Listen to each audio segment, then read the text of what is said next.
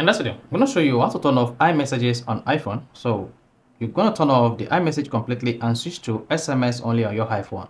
So the iMessages turned off on your iPhone, you'll only be able to send messages on your iPhone using the normal SMS means or MMS if your carrier supports it. So if I don't know this video, if you found this very helpful and informative, please don't forget to like and subscribe. Now to turn off iMessage on iPhone, all you need to do is go to your iPhone settings.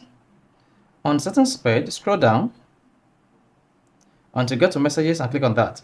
Once you selected messages, locate iMessage, this, and then turn off iMessage. Once you disable iMessage, you'll see iMessage disabled. Once the green button turns gray, that shows the iMessage app is disabled. However, when you want to send message on your iPhone, you'll be able to use the normal SMS to send messages on your iPhone. Now you can see, even without the iMessage, I can be able to send messages on my iPhone. Then let's go, hit the send button. Then you can see I just sent SMS message on my iPhone without the iMessage. So this is how you can easily turn off iMessage on your iPhone and still send messages on your iPhone. So if this is helpful and informative, please don't forget to like and subscribe.